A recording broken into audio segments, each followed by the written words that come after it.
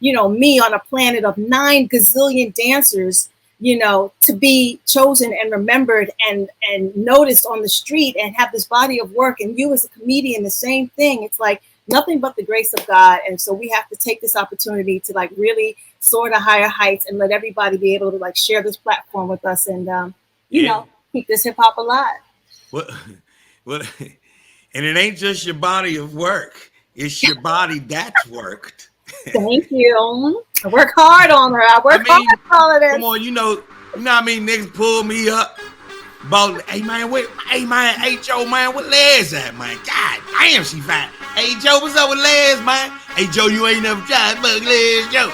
Right. Do we got time for our guests come in? Cause I got a story to tell.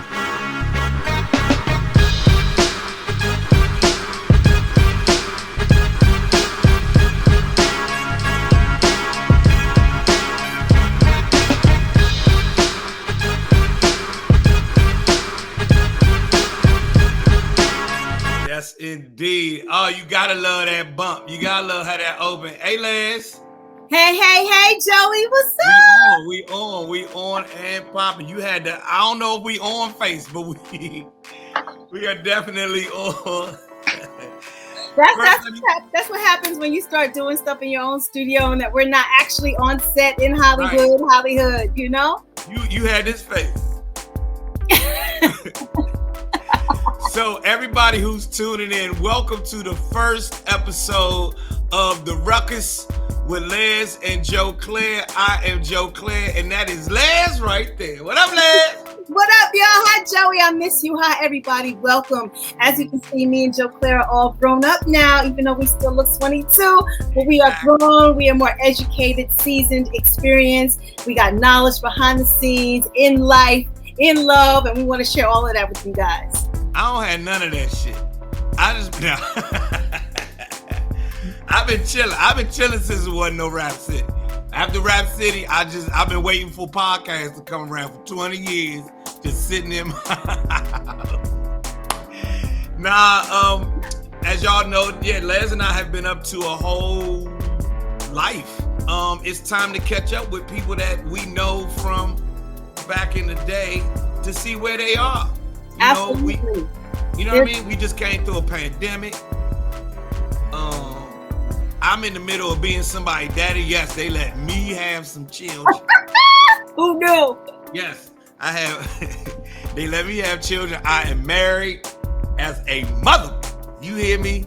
I'm super married. And so, I have my journey, and Les has her own journey that is.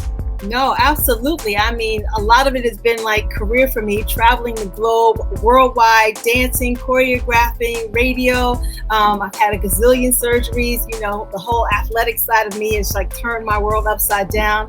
I too was damn near married, but not married. And we can talk about that in one of those episodes when we start talking about life and love and relationships in the business and all that stuff. I think I speak for all the men who's watching. Is it somebody we need to go fuck up right quick? The answer would be yes. Do we need to go whip his ass? The answer would be absolutely yes. But we're going to stay out of jail because we grown now. Okay. But it's interesting being on social media and having people, send us both classic episodes of Rap City from back in the day, and then still be attached and interested in both of our careers, and then always say, when are you two going to get back together? Because we would rush home just to see you guys. You have the best information, the best artists, the best access, and so we're here to bring all of that back to you. Yeah, how do you feel? I never even asked you, like we've never interviewed each other. How do you feel like when people come up and be like, oh my God, I used to run home from school and watch that every day, or I was in my college dorm and I used to watch that every day, or I was locked up and I used to watch that every day. How does that make you feel? I mean, it's crazy because I get it on quite a few fronts, right? Because remember, I started as a dancer and a choreographer. So all the people who wanted to be like me or be these dancers, like Les, I used to watch you all the time. And now I make sure that my daughter or my sons know who you guys are and dancing, and you're an icon and a dance legend, as well as, wow, you have some of the best conversations and the best, groundbreaking moments on a TV show like Rap City, where we introduced Outkast and Tupac and Biggie to this world, and they got to see him with us first. And so hearing the words icon or legend or part of being culture creators and embedded in hip hop, and when are we going to get our flowers and all that other stuff, is because we're so busy running our day-to-day of trying to maintain and fulfill our dreams, we forget, or at least I've forgotten about a lot of stuff that I've done. So it's amazing to have these people here to remind me of all the work that I've done that's bigger than anything on my resume and how it's impacted them. So what about you? I don't know. For me, it's just I'm one of those guys, I guess maybe because of my upbringing or where I'm from, that, you know, you just don't expect those things to kind of happen in your life. And the fact that it did happen, you are Joe Clair, you put your stamp on that joint, still feels very surreal. I think I suffer from imposter syndrome. Have you ever heard of imposter syndrome? No, what is that? Imposter syndrome is a thing where you are constantly judging yourself and saying to yourself that I'm not supposed to be in this space. I'm not supposed to be, this person. You see it, people have it all the time in all walks of life, but it plays out a lot with celebrities. And, I'm just now coming into being able to own the positions that you and I hold. And I think that was, part of how we got this podcast together. I was like, let's pick up the phone and call Les, because we can. Yep. And me and Les together can get the guests we would like to talk to. We can have a conversation that will, impact the culture and impact our folks, whether we talking about politics or hip hop or music or relationships or health or whatever. Right. Because of who we are. And so, I'm moving out of that imposter syndrome joint, but that's really how, how I felt, or how I processed this over the years. Yeah, I think the blessing is too, especially the fact that both of us have been doing radio and all these other things, is that people actually trust us with their stories, right? We're not here for the sensationalism. We're not here for all the gossip. That they feel comfortable telling us even the hard stuff, the difficult stuff, all the scandalous stuff, in a way that they trust us to share their story and really get the truth about it, and that we care. You know what I mean? And I also understand now better about that imposter syndrome, because here we are, me on a planet of 9 gazillion dancers, to be chosen and remembered and noticed on the street and have this body of work, and you as a comedian, the same thing. It's like nothing but the grace of God. And so we have to take this opportunity to really soar to higher heights and let everybody be able to share this platform with us and, keep this hip hop alive. What? And it ain't just your body of work. It's your body that's worked. Thank you. I work hard on her. I work hard on all of this. Come on, you know what I mean? Niggas pull me up about, hey Joe, man, what Les at, man? God damn, she fine. Hey Joe, what's up with Les, man? Hey Joe, you ain't never tried bug Les, Joe. Right. Do we got time for our guests come in? Cause I got a story to tell. Well, now that I'm back on this market, I'm going to trust you to find me my 6'2" billionaire, nice guy who's ready, loyal, respectful, and, cutie pie. For your girl, hook me up. Billionaire and respectful? Yeah, I know. Words don't go together. Nah, come see, on, only broke niggas is respectful. No, they not. Right? No, they not. Exactly. So we've got great guests lined up for you guys. I think our first guest is calling in, but we're going to wait and see. Our producer will let us know when he's here. Oh my God. The people are going to be so excited because he's a friend to both of us, but he is a legend on the planet. Somebody whose body of work is strong and long and respected. And I can't wait to congratulate him. And, when we're ready to drop the surprise, you let me know. Ladies and gentlemen, oh damn, and there he is, ladies and gentlemen. It's the one and only Chris Webber. Ladies and gentlemen, C Webb in the building. What up, Chris? Hey, what's up? How y'all doing? What's going on? NBA's finest. What's up? Hey, Chris, you looking good, brother. It's good to see you, man. You still looking like a youngin', bro.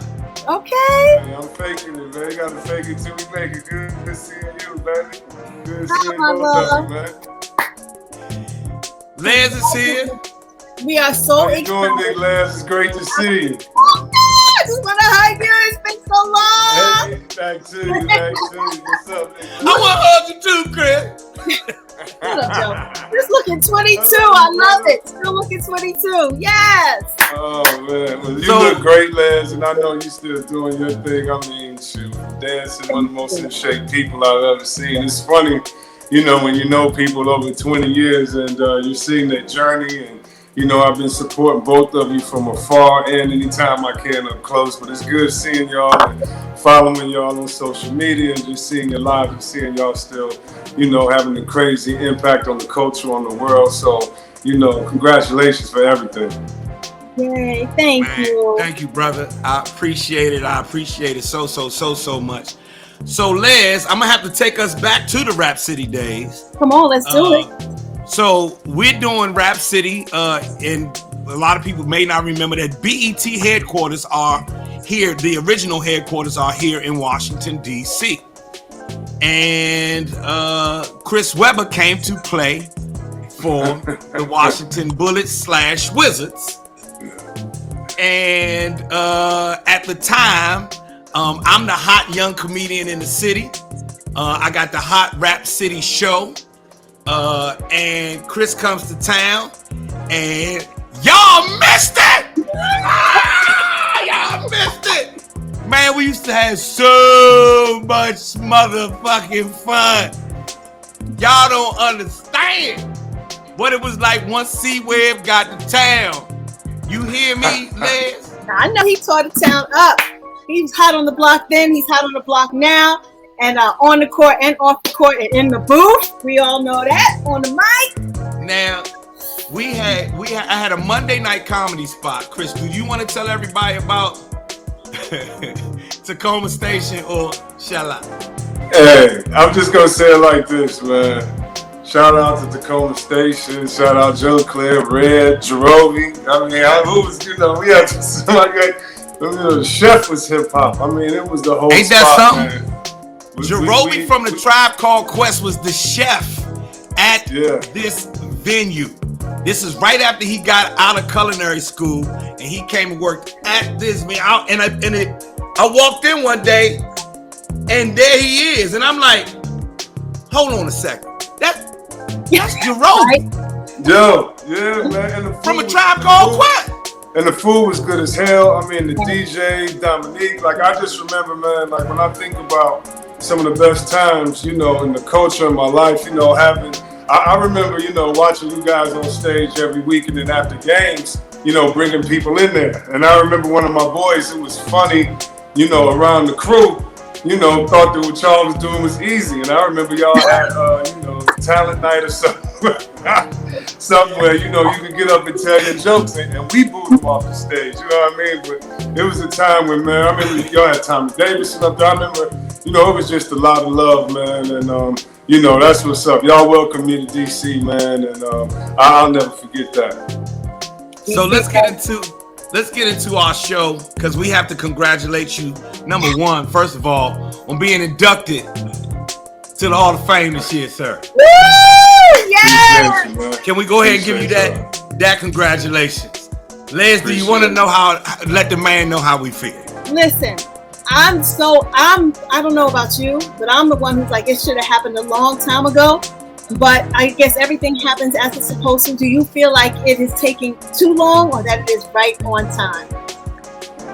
You know, I feel like, you know, it's all in God's time. And, you know, I'm not going to lie and say, you know, I didn't have discussions with God about, you know, why not before, but it is in this time. And right now I'm just blessed to, you know, have that award, because it's not, for me, it's not about one game or a championship or one season. You know, it's about a commitment to the journey. So I'm so thankful that, you know, I was able to receive this honor, and, you know, it's here now. So, you know, I can't even complain. I'm just enjoying it. So humble. You know what I'm saying? Man, try to do the humble jump. You know you from Detroit. Hey, Hey, you know, I didn't say once I didn't hear the news, I didn't, pop a bottle of champagne and nothing. I mean, I turned on some Earth, Wind, and Fire. The kids was going crazy. They didn't know why. I ain't saying I ain't celebrate. I'm just saying, it was a blessing to get in, man. And calling my pops, letting him know was the craziest part about it because, you know how it is when your parents, get hype and laugh for you. That's the best feeling. So having other people enjoy with me. But no, I can't act like I'm not, I can't act like I don't love it. I love it, man. It's just I'm still trying to let it sink in, honestly, too. Yeah. Do you miss the game? I mean, we all know that we see you as the analyst of all analysts doing your thing. But do you miss physically being in the trenches like that, or do you really like it on the other side behind the mic? You know what, Les, I heard a lot of players say you missed the locker room. And I don't miss the games because my body was hurt and things like that, and so I do miss competing, but I say I miss the locker room, and so I get that on this side with a lot of the guys that, I deal with, a lot of the commentators, a lot of the ex-players, so I really don't miss playing, and I love watching these new players do their thing because it's a whole nother game than when I played. In fact, they get to shoot threes, take shots, and, half court shots, do whatever, whatever they want. So I love watching this new breed. So I'm cool. My knees hurting bad, I'm telling you. So I'm cool. That man said these knees is hurting bad. Yeah. Well, here's what I do know. You better keep them knees together because you have little children. Man. So Chris was like me. I waited till I had some money to have some children. I was like white folks.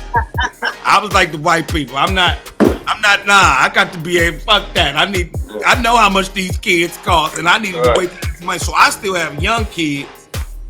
Your kids are how old, Chris? 4-year-old, man. 4-year-old. Wow. Crazy. Look at the ladies. Les and the ladies like, oh, that's so sweet. Me and all the men like, Shit's real, man. It's real. Twins too, you know what I'm saying? Wow. Parent in the world. Shout out to parents all around because it's crazy. They're a gang, man. They're a gang. So you gotta move. You gotta make decisive moves because they'll have you end up real quick. But it's the biggest blessing of my life, man. So it's a fun time. But damn, I wake up in the morning, I gotta be ready to go because there ain't no questions. Mom and Dad, you're supposed to be ready. Let's go. What's popping today? What we doing? So it's good to have that energy and that love for someone besides yourself. I'm gonna say 2 words to you: icy hot. Icy hot. Right. Get the Epsom salt. Get the Epsom salt and that Shaq strength, cause Shaq is the. Hey man, make sure you use this icy hot. Yo, Chris, I see you with your little kids, man. Icy hot right now with a dull the pain. Man, So let's talk about something. I need to go into something that takes us back to the 90s, and that's music production and your love for music. I went to Chris's house. First time I walked in Chris Webber's house, and he had drums and I believe some keyboards, and you might have had your first drum machine, and it blew me away because I thought I was hip hop. I'm like, oh no. Slim ain't playing. Slim is for real. And that's back in the No Coast days. Yeah. That's when you and your squad had the No Coast and all of that. So do you still produce? Do you fuck with it at all? Is it that your thing or not? Yeah, man, I still make beats. So I haven't been able to the last couple months because I've been finishing up on some other things. But yeah, man, I'm still making beats, and it's shout out to KG from Naughty by Nature. Shout out to Magi from Detroit. A bunch of people helped me and taught me how to make beats. And back then, I don't even know what it was. Kai something. I don't even know which one we started with. Cubase and all that. But yeah, so making beats, man, is a love for me. I grew up in the church. My mother's choir director, all that good stuff. And so all parts of music has been big in my life. And I think I was watching Mos Def the other day in the interview, and he was saying something like, if people love music, ultimately they're gonna try to make it. And that's all it is, having a love for it, not necessarily trying to do anything, but having a love for it and expressing it. So yeah, man, I'm still on the beats. What is your relation? I mean, we know that you've done, track for Nas back in the day. What is your relationship like with Nas now? And are you proud of like all of his success and how far he's come?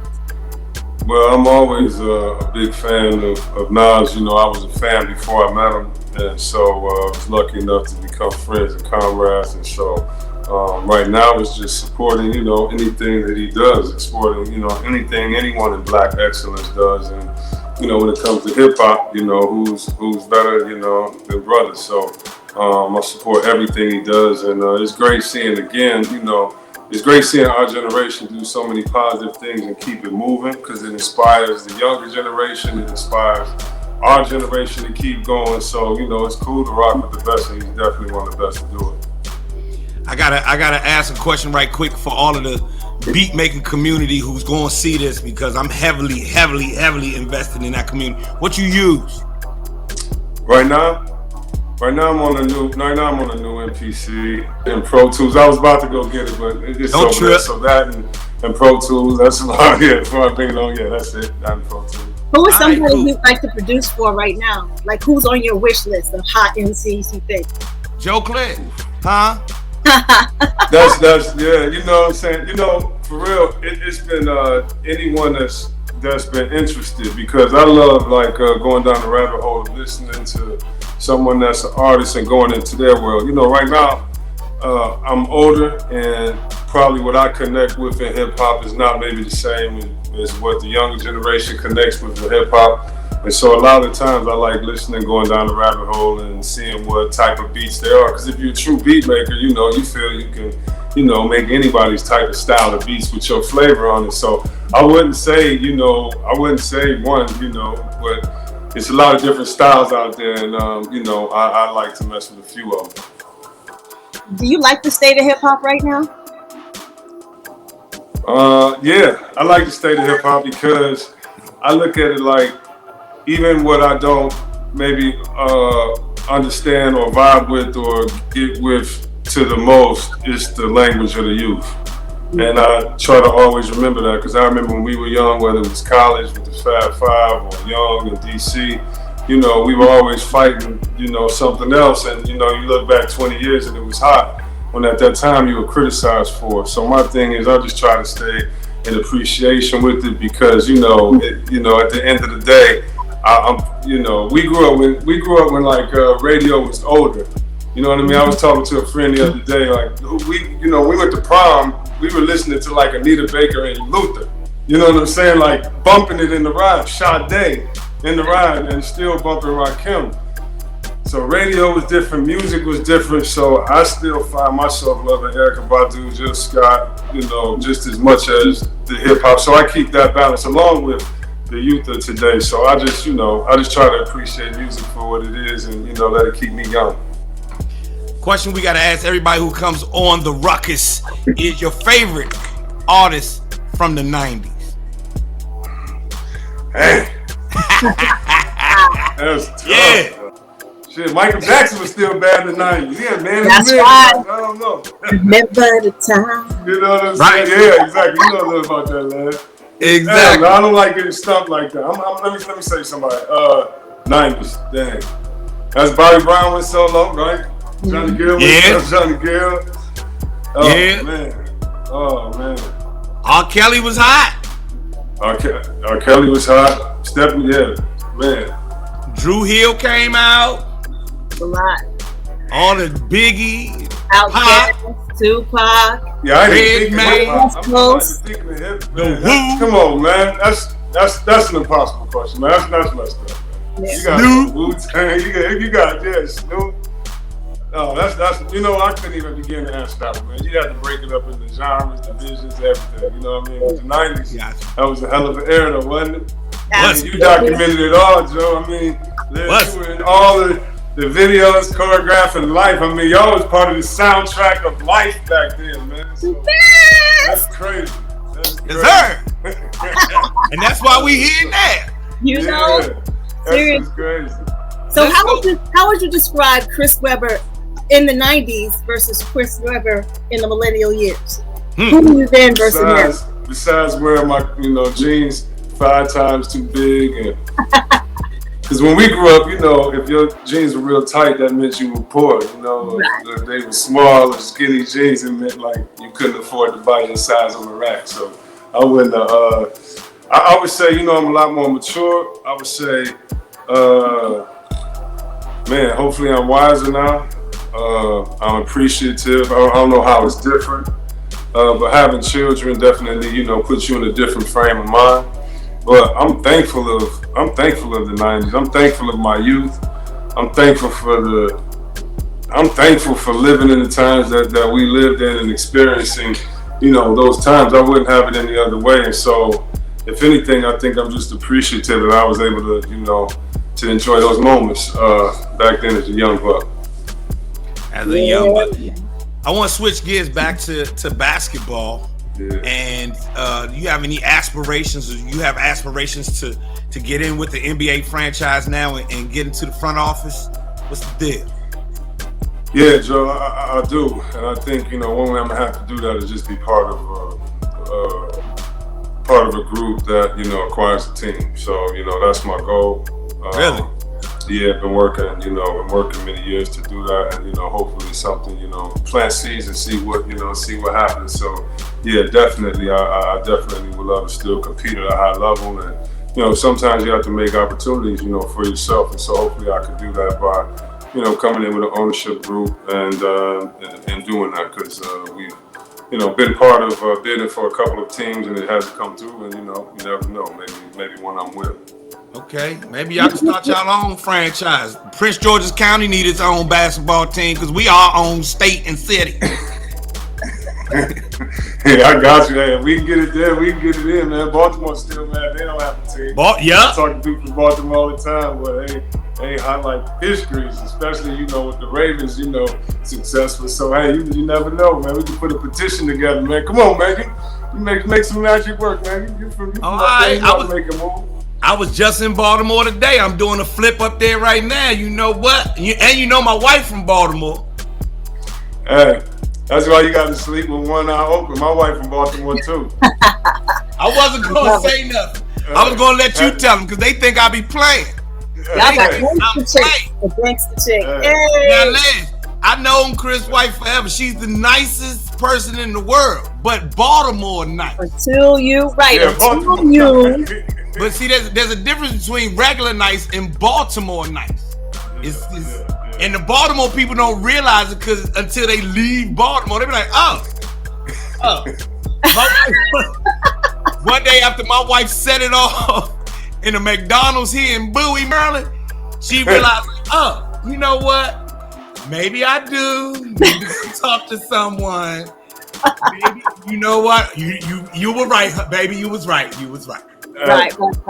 You're right, and I'm gonna be cool, so I don't have nobody from Baltimore looking for me. Well, militant is a must, especially if you went to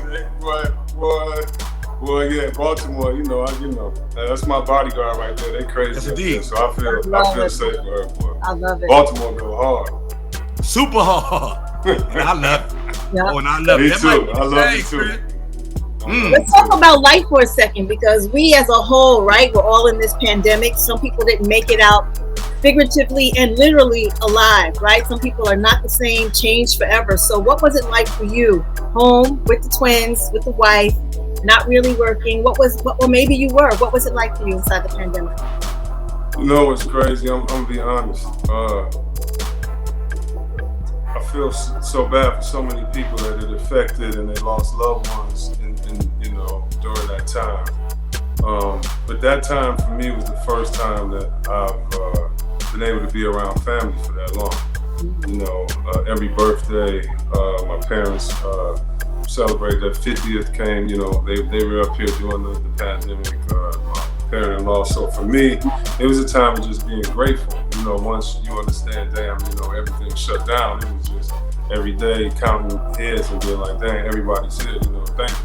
And so for me, it was just really just taking time to be appreciative of everything that was going on. Because we experienced something like, you know, we never thought we'd experience, you know, forever. So, or, you know, we never thought we would experience. So for me, it was just one of being grateful and making sure everybody I loved, I told them I loved. And, you know, I tried to be with as much as possible if I could. Yeah, sure. I love it. Yeah. Ladies and gentlemen, he is my guy. He is our guy. On our first episode of the Ruckus, we gotta give him his love. I'm glad I was here to give him his flowers. He's a phenomenal human being. Give it up for Chris Webber, y'all. It's an honor, baby. Thank y'all for having me on the first show. You gotta have me back. I appreciate y'all, man. I love y'all. Oh, we definitely gonna have you back, man. We got other questions. We gotta keep it pushing. Thank you so much, Chris. Peace. Love you, brother. Love you, brother. Les. Oh my God, how nostalgic was that, right? Because How you and dope was I, that? we That's knew that dope shit right there. You know, we knew little C-Web, Hey, now we know grown-up C-Web, we wild out in the club C-Web, and now he's on mature daddy analyst C-Web. Like, I just love how many chapters of his life we've actually been a part of, close by and from afar, and I'm grateful that he came to hang out with us because we are family, you know what I mean? Yes, indeed.